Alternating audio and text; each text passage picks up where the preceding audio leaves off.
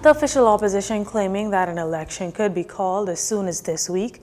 231 new COVID infections being discovered over the past 3 days, and police investigating a decomposed body found in a residence on New Providence. Good evening, everyone. I'm Tyler Simonet with the Jcn Evening News for this Monday, July 19th. Thanks for joining us. All signs point to the bell being rung this week, as it appears an early election will be called. Progressive Liberal Party leader Philip Davis said as much during a press conference at the party's headquarters on Sunday, while urging all eligible voters to go out and register. Mr. Davis claims ballot boxes have arrived in the Family Islands. F&M signs are being moved around the country. Preparations for the advance poll are well underway. Embassies abroad have been notified, and the Speaker of the House has pointed to Tuesday as the date Parliament will be dissolved. If the bell is rung on Tuesday, that leaves only tomorrow, Monday, the 19th of July, to register to vote, or to transfer your registration if you have moved from one constituency to another. The opposition leader went on to say that it's critical that every Bahamian have a fair opportunity to register to vote, with no undue burden placed on them as they exercise the most fundamental right of citizens in a democracy, adding that in this case, the Prime Minister has a special obligation to ensure a fair process. First, he's calling an election 9 months early, after months and months of responding to questions about election timing by noting only that the election is due in May of next year. In his last campaign, he promised a fixed election date, just one of many, many broken promises. In this campaign, he's playing games with the timing, games that are deceptive and disrespectful to voters. Now, when asked why he thinks the Prime Minister is calling the elections 9 months early, Mr. Davis did not hold back, suggesting he believes that there are a number of internal issues within the Free National Movement, further suggesting that there's a number of scandals linked to the F&M governance, such as the travel health visas implemented during this COVID crisis. And I'm satisfied that perhaps they prefer having an election before those things come to light. I think also our fiscal state have this government in a situation where they want to increase taxes on the Bahamian people. I'm advised that they've already agreed and signed on to the 15% global tax that's being promoted by the United States and the OECD. Mr. Davis says that he and the PLP are ready for whenever the general elections are called, and that the party has assembled what he deems an excellent team of men and women in support of its detailed plan to create a more dynamic and inclusive economy. The Prime Minister responding to the opposition leader's comments that Parliament will be dissolved on Tuesday, suggesting that there will be an early election. But the PM contends that he only knows when the general elections will be called. Here's Luancia Smith with that response in this report. Does all evidence suggest that the writing is on the wall and that there will be a call for an early election, as suggested by the opposition leader Philip Davis on Sunday? While Prime Minister Dr. Hubert Minnis was frank with reporters during a sideline interview on Monday when he responded to the opposition leader's comments, and says that he's not surprised by the comments made by the opposition. Well, first of all, only the Prime Minister makes such a decision. The PLP, unfortunately, is always in denial, and they've demonstrated that in 1992 when the F&M won the government. They were in denial and saying that it's only temporary. They demonstrated that again in 2007 when they refused to accept defeat. So I'm not surprised with the statement made by the leader of the opposition. But the leader of the opposition is not the Prime Minister. The Prime Minister makes those decisions, not him. On Sunday at the Progressive Liberal Party's headquarters on Farrington Road, Mr. Davis, during a press conference, said all signs pointed to the bell being rung this week. The PLP leader also noted that the Parliament will be dissolved on Tuesday. However, Dr. Minnis was clear when he says those were the words of the opposition leader and not him as the Prime Minister. Mr. Davis also claims that the Free National Movement government has plans to increase taxes. To that, the PM says this. There's no such thing. We will increase no such thing. We presented our budget already. We presented the financial program, the fiscal policies, and I'm happy to announce that the fiscal policies are working and we are ahead of our revenue projections. Meanwhile, Dr. Minna sends this message to first-time voters. First-time voters can see that the economy is in the right path. They can see the economy is growing. They can see that we are opening doors for them. They know they are well, right-thinking individual, they're intelligent individual, and they know and recognize that the PLP and Davis are party and politicians of the past. Let's move to the future. Now, Dr. Minnis acknowledged the dispute between the Constituency Commission Chairman, House of Assembly Speaker Holliston Moutry, and the 4 other committee members after Mr. Moutry, as the chair, submitted a commission's report to the Governor General with only his signature. However, he says he has no comments.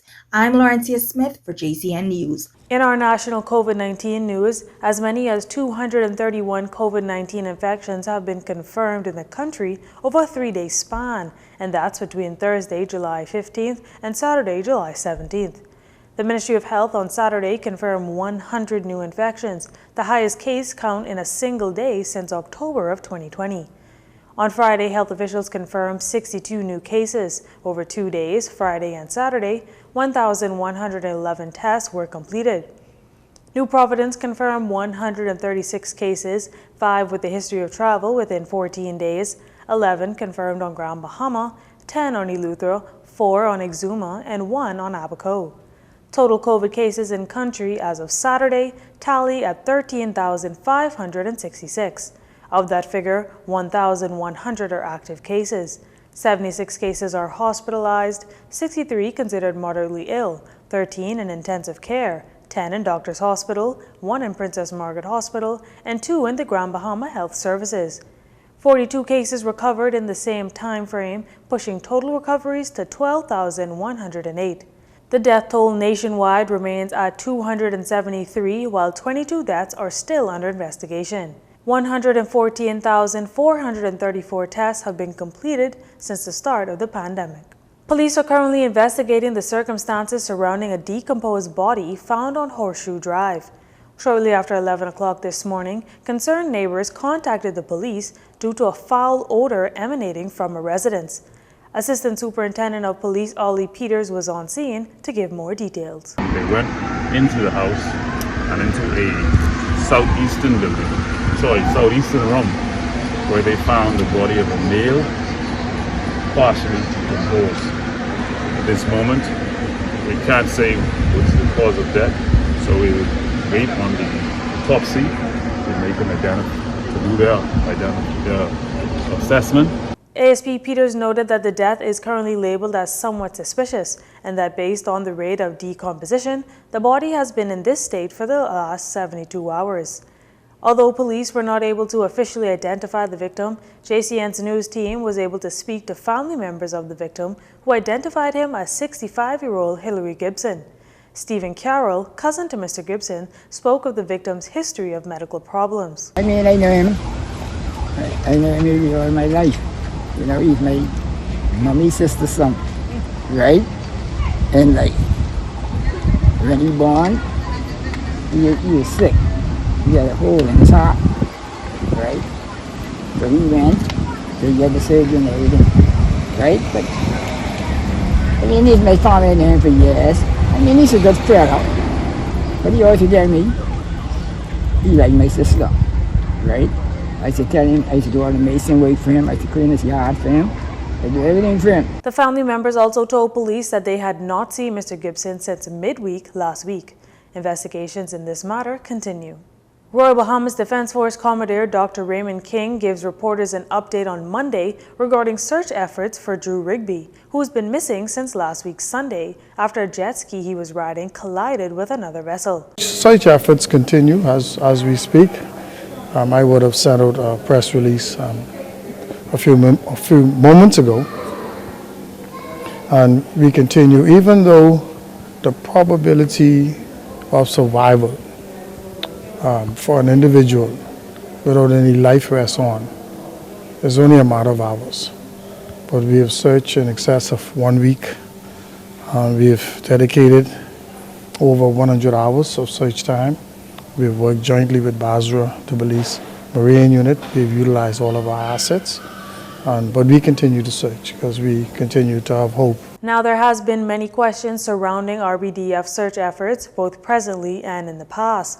To that, the Commodore says this. Search and rescue operations, they're very, very delicate and very emotive times for family members.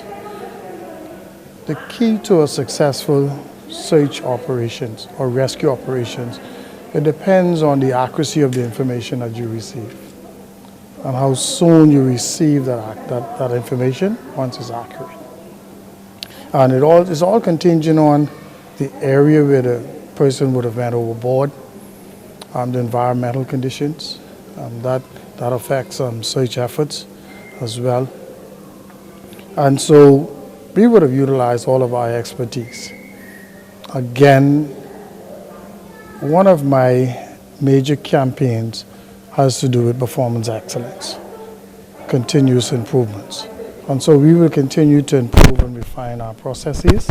Now, a release issued by the force last week indicated that upon being alerted to the incident shortly after 7 p.m., units from the Harbor Patrol Unit, or HPU, were dispatched, where they conducted a search of the area until after 9 p.m., where night fell and the weather made it difficult to continue. Therefore, the search was suspended until first light the following day. Asked if it's possible for officers to continue search and rescue efforts at night, Dr. King says this. Yes, the probability is there, but it's all contingent on the platform being used. If you're able to use a larger vessel, and that will be contingent on the area of the search, okay? Because larger vessels require deeper water to operate in, and so you wouldn't put or place that vessel at stake or for some grounding or some incident to occur. So it depends on the platform being used, the capacity and equipment and capabilities on that vessel, the area, in addition to the weather conditions. Dr. King adds that one of the most difficult decisions one has to make as a commander is suspending a search and rescue case, but they continue to have hope. You're watching JCN News. Stay with us.